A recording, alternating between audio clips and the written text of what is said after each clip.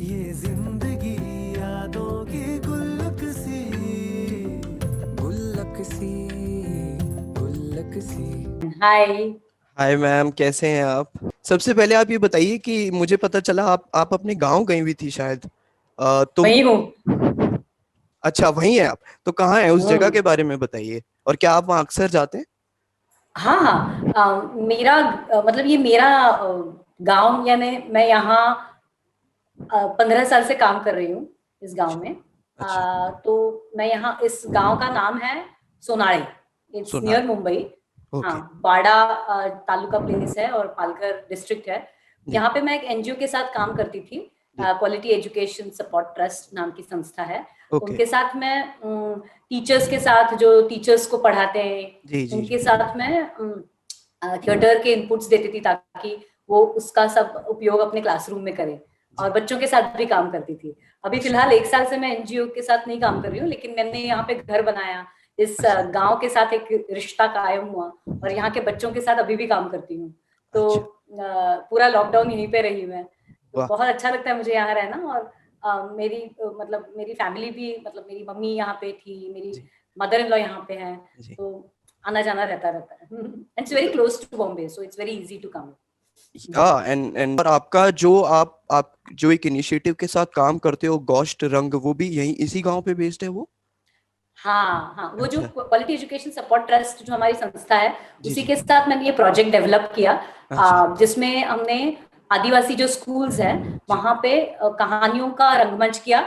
और वो कहानियां बुक्स, मतलब वो जो बुक्स में थी वो भी जी। वहां पे पढ़ी गई, उनको अच्छा। पढ़ने दे दी। जी क्योंकि यहाँ पे रीडिंग राइटिंग का कल्चर इतना नहीं है, क्योंकि जी फर्स्ट जनरेशन स्कूल गोअर्स हैं। जी तो उनको किताबों से प्यार हो, उनको लगे कि ये कहानियां हमसे जुड़ी हुई है, जी उनको लिखने में, पढ़ने में जी मतलब इंटरेस्ट तैयार हो उनका। जी। उसीलिए हमने ये इनिशिएटिव किया था। 4 साल से मैं गोष्ट रंग प्रोजेक्ट में काम कर रही थी।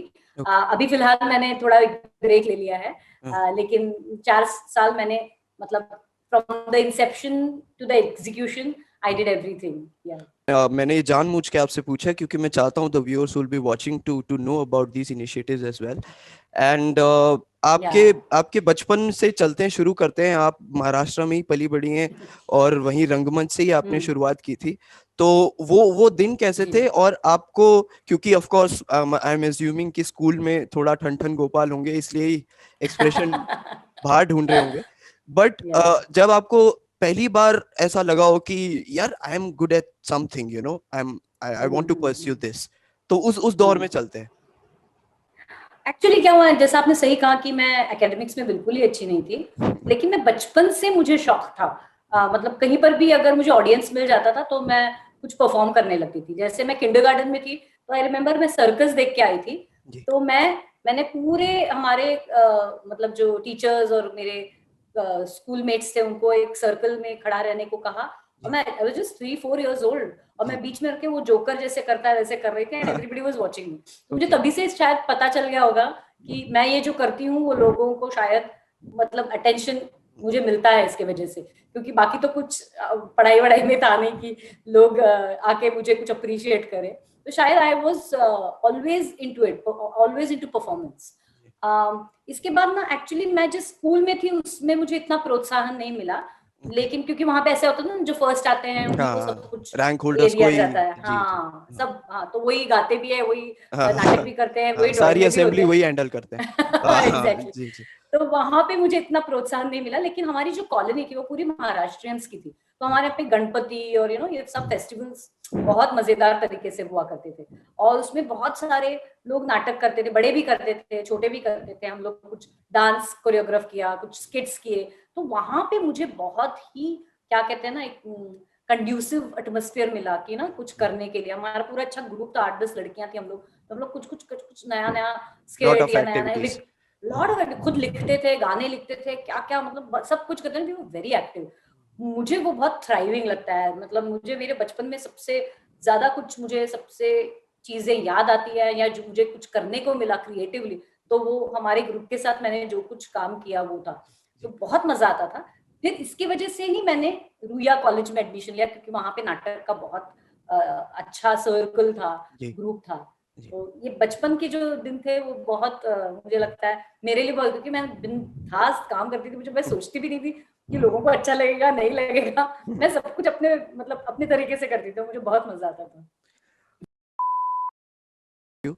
कि सब कुछ तेज हो चुका है, वक्त बहुत तेज आजकल, सबको सब कुछ इंस्टेंट चाहिए, मीडिया पे चाहिए, और शेल्फ लाइफ बहुत कम हो गई है हर चीज की।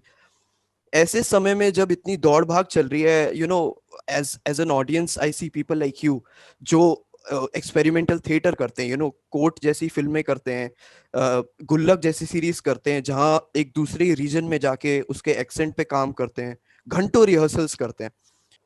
या आई लाइक रिहर्सल्स, मुझे बहुत पसंद है रिहर्सल्स, मैं बोर नहीं होती हूँ। मैंने मेरे पहला जो कमर्शियल मराठी नाटक था उसके 500 शोज किए, और मैं और एक हमारे एक एक्टर थे वैभव मांगले, हम लोग दोनों ही थे जिन्होंने सबके सब शोज किए। अभी भी पिया बहरूपिया में जी जी मैं और सौरभ नैयर, हम दोनों ही हैं जिन्होंने सबके सब शोज किए हैं। जी तो 8 साल से हम वो नाटक कर रहे हैं, तो मुझे मजा आता है। मुझे मेरी ऐसी मतलब ना, और ये नाटक की वजह से हुआ है, मैं ये नहीं कहूंगी कि इट्स इनबॉर्न या ये क्वालिटी मुझे मेरे में बचपन बचपन में थी, नहीं। जी मैं जब एनएसडी में गई, जी उसके बाद मुझे रिहर्सल्स का मजा आने लगा, उसके बाद मुझे रिसर्च का मजा आने लगा, जी उसके बाद मैंने अपने आप को, मुझे लगता है, कहीं ढूंढने की कोशिश की। जी और एक चीज होती है, कुछ लोग ना, मतलब मुझे हर एक का टेम्परमेंट होता है, मेरा टेम्परमेंट ये कि मैं धीरे धीरे धीरे एक चीज करते रहती हूँ, करेक्ट। और उसमें मुझे और मजा आने लगता है, मुझे और चीजें मिलती हैं। शायद एक हाथ व्यक्ति को ऐसा होता होगा कि फट से चीजें दिख गई होती है, जी तो जी उसको जी बाद में मजा नहीं आता। जी तो मैं ये नहीं कहूंगी कि ये मैं जो कर रही हूँ यही सही तरीका है, करेक्ट। हर एक के लिए अलग अलग तरीका होगा। जी मुझे टाइम लगता है, मुझे दिखने में टाइम लगता है, मुझे वो करते करते करते और मजा आने लगता है, ये मेरा स्वभाव है, इसकी वजह से मैं ये करती हूँ। I won't say it is applicable to everybody, correct. Everybody has got their own yes क्या स्टाइल ऑफ वर्किंग। यस तो यस। मुझे बहुत मजा आता है, और मुझे वो करते करते चीजें दिखने लगती है, मुझे क्लैरिटी आती है, इसीलिए मुझे रिहर्सल्स पसंद है। मैं जी ऐसे, मुझे फट से चीजें नहीं, इसीलिए I can not do TV, I try to do TV, जी लेकिन मुझे समझ में आया कि वो आता है, डायलॉग पढ़ा जाता है, परफॉर्म किया जाता है और खत्म हो जाता है। तो मुझे वो बहुत मुझे बहुत डर लगता है उससे, उस प्रोसेस से। लेकिन नाटक में क्या होता है, या कोर्ट में हमारी जो 6 महीने प्रोसेस चल रही थी, इवन गुल्लक हम 10-10 12-12 दिन रिहर्सल करते हैं, तो इसकी वजह से क्या होता है, वो मैं इम्बाइब कर लेती हूँ, मुझे समय मिलता है उसके बारे में सोचने के लिए, वो मेरे साथ रहते हैं, शब्द रहते हैं, सेंटेंसेस रहते हैं, लोग रहते हैं, मैं जी वो जहन में रहता है, तो जी उसकी वजह से मुझे बहुत कंफर्टेबल लगता है। जी और ये मैं सिर्फ हमारे मेरे एक्टिंग या इसके बारे में नहीं है, मैं मेरी पर्सनैलिटी ऐसी है, मैं हर चीज बहुत आराम से करती हूँ। मैंने अगर एक शो देख लिया ना ओटीटी प्लेटफॉर्म पे, तो अगले 10 दिन मैं कुछ नहीं देख पाती।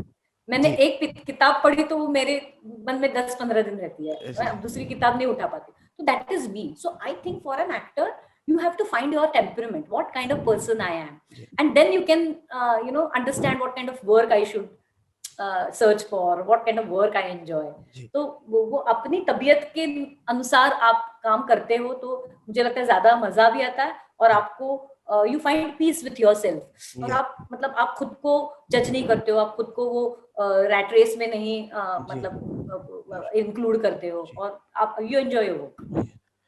एग्जैक्टली माई पॉइंट, और the very reason I really admire you, आपने एक नाम लिया गुल्लक, और मेरे पास यहाँ पे ये गुल्लक रखा हुआ है, बिल्कुल वही थैंक यू। मिट्टी का।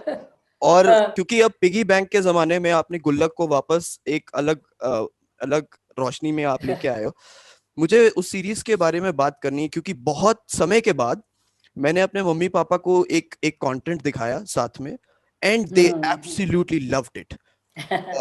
तो वो जो सोल ऑफ मिडिल क्लास है, और जो आपका रोल है सोल ऑफ अ मदर, वो इतने बखूबी से स्क्रीन पे कैसे लाया, क्या प्रिपरेशंस थी? ऑफ कोर्स राइटिंग तो बहुत जबरदस्त थी ही, एब्सोल्युटली। लेकिन मुझे आपका एक्सपीरियंस जरूर जानना है उस सीरीज का। पहली बात तो आपने सही कही कि वो राइटिंग ऐसा है कि अगर एक्टर के पास स्क्रिप्ट नहीं है तो एक हद के बाद कुछ नहीं कर सकता। और हमारी टीम टीवीएफ, ये जो मतलब ये लोग इतने अलग हैं, जी सबको एक साथ लाते हैं, रिहर्सल्स करते हैं। जी हमने 10-12 दिन पूरे पूरे दिन रिहर्सल ना, हमारा गिव एंड टेक भी हमको समझ में आ गया था कि कौन कैसा है। जी तो हमने पहले सीजन में भी और दूसरे सीजन में भी 10-10 12-12 दिन की रिहर्सल्स की है।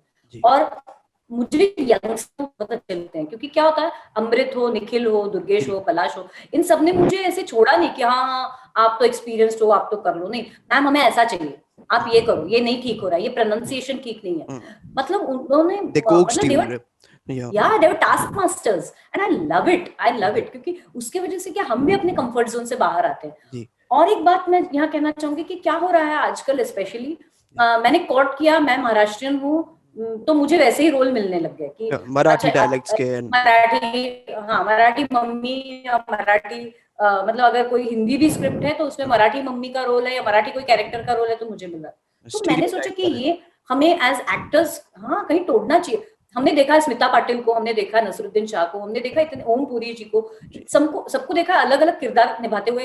पेस्तन जी भी करते हैं, नसीर जी अर्ध सत्य में एक मराठी कॉप करते हैं, ओम पुरी जी, स्मिता पाटिल एक गुर्जर नारी है मंथन में। तो ये अलग अलग मतलब ये कर रहे हैं, तो हम क्यों नहीं ना, हमने इन एक्टर्स को देखा है बचपन में और हमको वही वो हमारे आइडियल्स है। तो मैंने जब मुझे ये अमृत और निखिल ने ये ऑफर दिया तो उन्होंने कहा लेकिन we are not sure about your accent and, तो मैंने कहा मैं पूरी तरह से मेहनत करूंगी, अगर आपको लगा कि मैं नहीं कर पा रही हूँ आप मुझे बोल दो कि आप नहीं कर पा रहे हो, आई डोंट माइंड। तो मैं 10 दिन रिहर्सल करती हूँ, आप देखो, अगर आपको पसंद आए वी विल कंटिन्यू, अगर आपको नहीं पसंद आए तो 10वें दिन आप मुझे बोल देना कि नहीं हो रहा है। And fortunately they liked whatever I was doing, and I think they could see my efforts rather than liking what I was doing। मुझे लगता है मेरी हमेशा मेरे फायदे की जो चीज रही है, I have been very honest with my directors, मुझे ये आता है, मुझे ये नहीं आता है, और दूसरी बात मैं मेहनत करने के लिए तैयार हूँ। तो ये मेरे जो मतलब एसेट्स है मुझे लगता है, और मैं फ्रीली फ्रैंकली बता देती हूँ कि मुझे ये समझ में आया है और ये नहीं आया, तो उसके वजह से मुझे बहुत फायदा हुआ है। और मैं एब्सोल्युटली बहुत मेहनत कर रही थी, मतलब सुबह उठ के मैं निखिल और दुर्गेश के जो ऑडियोज है सुनती थी और मैं रिपीट करती थी, मैं उनको ऑडियोज भेजती थी कि मुझे बताओ कहीं गलती है क्या। तो इस तरह से ये करके मुझे कॉन्फिडेंस आ जाता है और काम करने से मुझे मजा भी आता है। सच कहूँ तो मुझे ये करते हुए मुझे एक हाई मिलता है ना कि अरे ये चैलेंज है, और इसकी वजह से ये हो पाया गुल्लक में। और another thing about middle class mothers and about women in India, हमने तो इतने सारे लोगों को देखा है, अपनी माँ, अपनी चाची, अपनी मामी, अपनी बहन, हम खुद भी एक तरीके से उसी तरह पले बढ़े हैं। हाँ, तो ये सब देखा है, थोड़ा बहुत अनुभव भी किया है, और हमें पता है कि 80% महिलाएं यही इसमें से ही गुजर रही हैं, यही कहानियां हैं। अगर तो ये बहुत देखा हुआ है, तो इट्स नॉट आइडेंटिफिकेशन का तो प्रॉब्लम ही नहीं था कि आप नॉर्थ में जाओ, साउथ में जाओ, ईस्ट में जाओ, वेस्ट में जाओ, पूरी दुनिया में जाओ आप, मिडिल क्लास महिलाओं के जो कहानियां हैं वो सिमिलर होती है। तो वो कुछ आइडेंटिफिकेशन का प्रॉब्लम नहीं था, जैसे देखा था, काफी सारी कहानियां देखी है, तो काफी सारे किरदार जिंदगी में देखे हैं, तो वो तो था। And the soul of Gullak, it reminds me of the shows we watched as children on DD। हम लोग बुनियाद, बागड़े की दुनिया, ये जो है जिंदगी, तो ये सब जो शोज हमने देखे थे, उसकी वाइब बहुत झलकती है उसमें जी। जो सिंप्लिसिटी, रोजमर्रा की जो जिंदगी में प्रॉब्लम्स आते हैं, लेकिन उसमें भी लेयर्ड है, ऐसे नहीं कि बहुत एक स्वीट कहानी आपको बताई है, उसमें एक मतलब आपको तड़का भी दिया है, आपको सोचने का भी एक आप सोचते भी हो कि क्या है ये। तो मतलब सपरिवार इज अ मेजर सपरिवार जो एपिसोड है, major I think lesson for a middle class ना, why what we are doing and why we are doing. तो मुझे लगता है कि लिखना, जो लिखावट है बहुत अच्छी है, इसके वजह से इट्स इजियर फॉर एक्टर्स।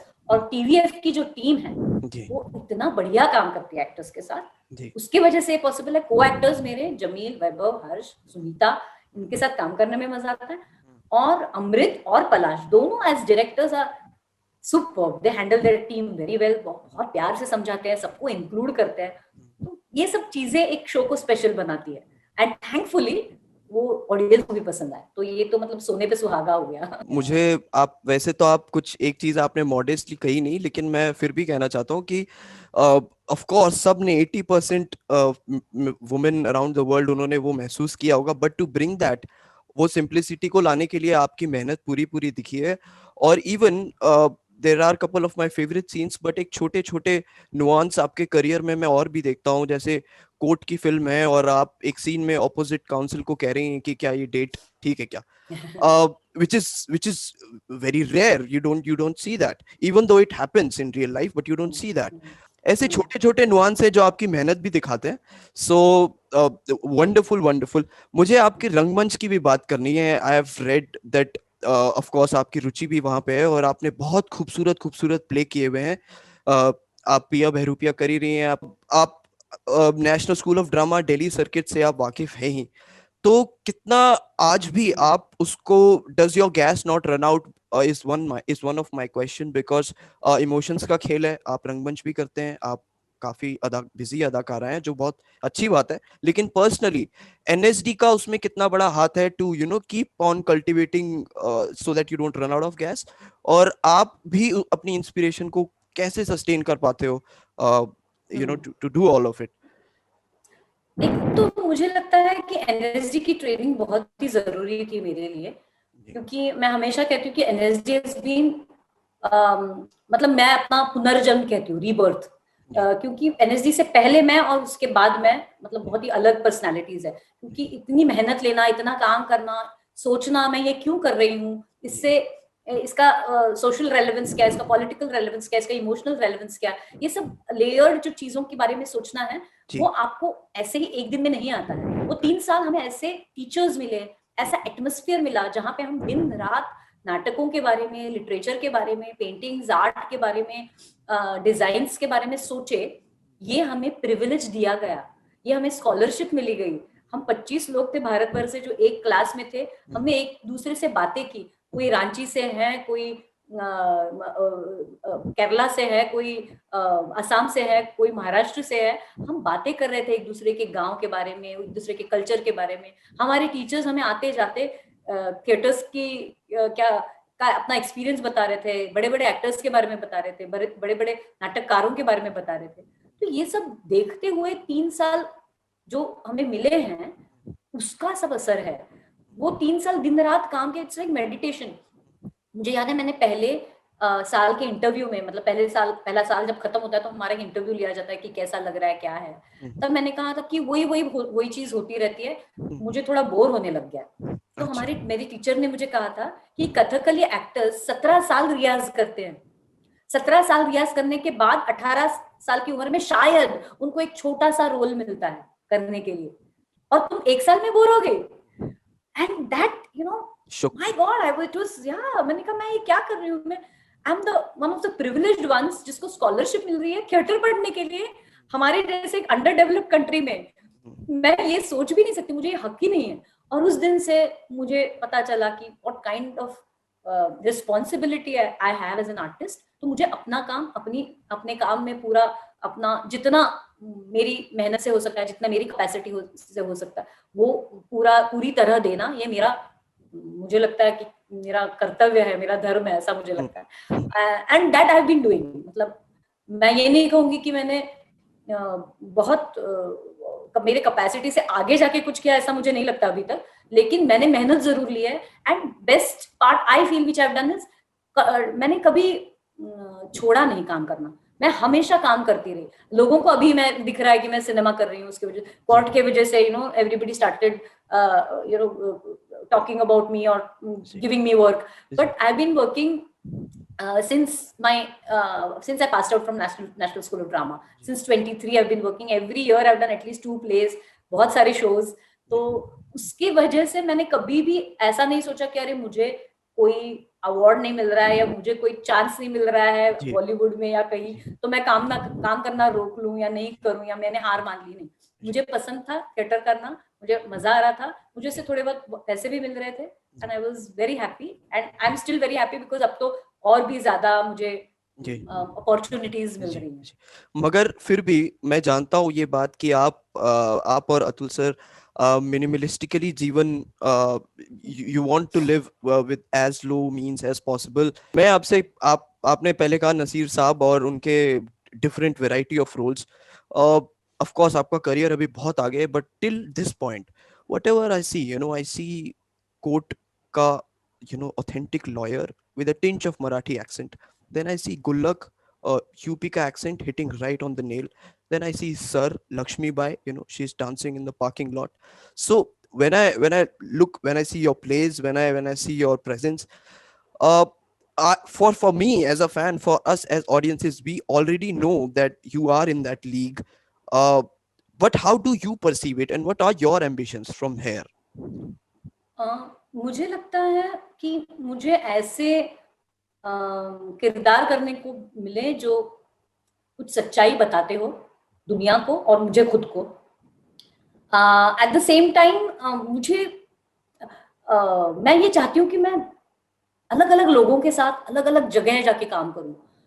उसमें से क्या मुझे बहुत खुशी मिलती है. अभी मैंने एक सारंग साठे और अनुषा के साथ एक सीरीज की जिसका शूटिंग कोड़ीवाड़ा, मड आइलैंड के कोड़ीवाड़ा में था. कोड़ी यानी द फिशरमैन फिशर वुमेन जहाँ पे रहते हैं. और वो बहुत ही मतलब ना वहाँ पे वो बहुत मजा आया. हमने बहुत ही वो मतलब हम अपने नजरिए से देखें तो वो शायद अपने को वो स्मेल, वो जो वहाँ पे जो सब मतलब ना हमको डर्टी लगता है लेकिन उनका वो काम है. लेकिन वो सब कर रहे थे ना, तो हमें थोड़ा सा ऑकवर्ड लग रहा था, लेकिन उनका खाना जो उन्होंने हमें सर्व किया प्यार से, वो अमेजिंग था.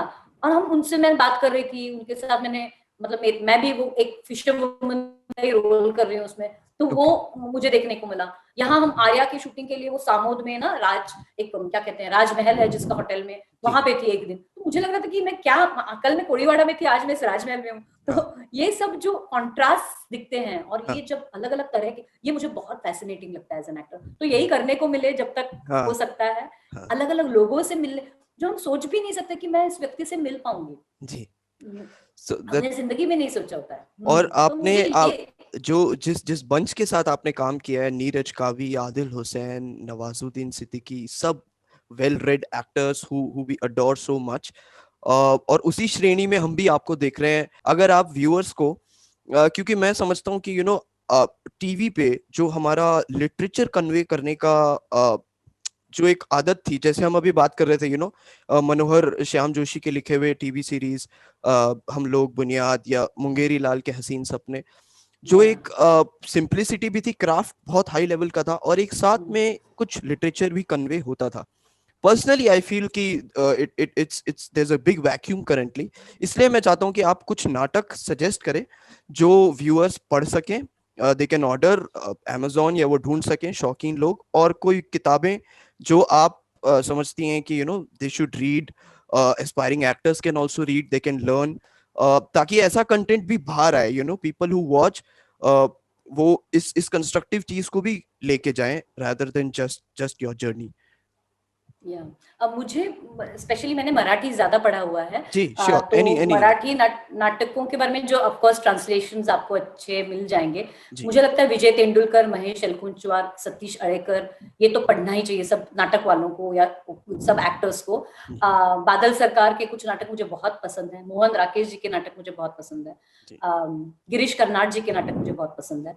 तो इसमें से मैं तो कहूंगी कि सब पढ़े, लेकिन अगर आपको चुनना है तो मुझे सखाराम बाइंडर बहुत पसंद है विजय तेंदुलकर जी का. मुझे तुगलक बहुत पसंद है गिरीश कर्नाड जी का. मुझे पगला घोड़ा बहुत पसंद है. मुझे मोहन राकेश जी का आषाढ़ का एक दिन बहुत पसंद है. आषाढ़ का एक दिन, तो ये नाटक मुझे बहुत पसंद है. डेथ ऑफ सेल्समैन मेरा बहुत फेवरेट नाटक है. मुझे हाउस ऑफ बर्नार्डा अल्बा बहुत पसंद है. तो ये सब नाटक मेरे बहुत फेवरेट्स हैं. तो ये अगर आप लोग पढ़ना चाहे, किताबें अगर आप मतलब जो मैंने ज्यादा मराठी किताबें पढ़ी हैं, लेकिन मुझे खुद को शाळा नाम का एक नॉवेल है वो बहुत पसंद है. मिलिंद बोकिल जी ने लिखा हुआ है. मुझे चार्ली चैपलिन की जो ऑटोबायोग्राफी है वो बहुत पसंद है. वो मैंने मराठी में पढ़ी है, लेकिन ट्रांसलेशन पढ़ा है मैंने. तो मुझे जीए कुलकर्णी करके एक राइटर है, उनके बहुत शॉर्ट स्टोरीज हैं, वो मुझे बहुत पसंद है. नीड़ा सावड़ा करके उनका एक कथा संग्रह है, बहुत अच्छा है. मुझे एक तुम्बाड़ से खोत नाम का एक बहुत बड़ा क्या कहते हैं, इट्स लाइक महाभारत इतना बड़ा वो ये है, 3 वॉल्यूम्स है मराठी में. It's not Mahabharata, it's a very modern story about a family called Khot from Tumbad. They're from Konkan, and it's about their family saga. It's Okay. Like 100 years of solitude, Okay. Marquez जैसा, वो मुझे बहुत पसंद, 100 years of solitude of course मुझे पसंद है, Yes. और तुम्बाड़ से खोज जो है वो मुझे बहुत पसंद है, तो ये मेरे फेवरेट्स है। Wonderful ma'am, thank you so much. और जाने से पहले my last and final request, पहले तो एक सवाल कि आपका अगला प्ले दिल्ली में कब होने वाला है, क्योंकि मैं भी और बहुत सारे मेरे जाने वाले भी we want to rush it to to to theatre halls और देखना चाहते हैं, बट वही बम्बई में तो ऑफ कोर्स आपके होते रहते हैं, पृथ्वी थिएटर और हर जगह, मगर मैं दिल्ली में आपसे पहले पूछना चाहता हूँ कि आप कब आएंगी नेक्स्ट। अभी तो पता नहीं है कोविड सिचुएशन में क्या होगा। अभी हमने पिया बे रुपया के पृथ्वी थिएटर में मॉर्निंग मैटनी शोज किए and they were all housefull, so we were very happy. I hope कि ये सब कोविड सिचुएशन सुधर जाए तो हम दिल्ली जरूर आएंगे, हमको भी दिल्ली की ऑडियंस बहुत पसंद है, मजा आ जाता है, तो या वी आर लुकिंग फॉरवर्ड, देखते हैं कब होता है, मैं आपको जरूर बताऊंगी, लेकिन जब yes ma'am, we eagerly waiting and I will be the first one to book. मुझे आपसे बस जाते जाते अगर आप पिया बहरूपिया का कोई भी कोई शेर या कोई भी एक लाइन आप गुनगुना दें तो हम उस पे साइन ऑफ कर देते हैं, which would be really heart warming, कुछ भी, anything you want. Thank you. मैं एक पिया बहरूपिया में गाना गाती हूँ इंटरवल में, वो मुझे बहुत पसंद है, वो फोक लोर है जो कैलाश खेर ने भी गाया है। हमारे यहाँ पे हम पूरा एंसेम्बल गाते हैं, मैं शुरुआत करती हूँ लेकिन सब लोग मुझे ज्वाइन करते हैं, लेकिन यहाँ पे मैं अभी अकेले ही गा रही हूँ। जी जी। चौक पुराओ माटी रंगाओ, आज मेरे पिया घर आवेंगे, खबर सुनाऊं जो खुशी रे बताऊं जो, आज मेरे पिया घर आवेंगे, मेरी सखी मंगल गाओरी, धरती अंबर सजाओरी, उतरेगी आज मेरे पी की सवारी, अरे कोई काजल लाओरी, मुहे काला टीका लगाओरी, उनकी छब से दिखूं मैं तो प्यारी, लक्ष्मी जीवारो नजर उतारो, आज मेरे पिया घर आवेंगे, खबर सुनाऊं जो खुशी रे बताऊं जो, आज मेरे पिया घर आवेंगे,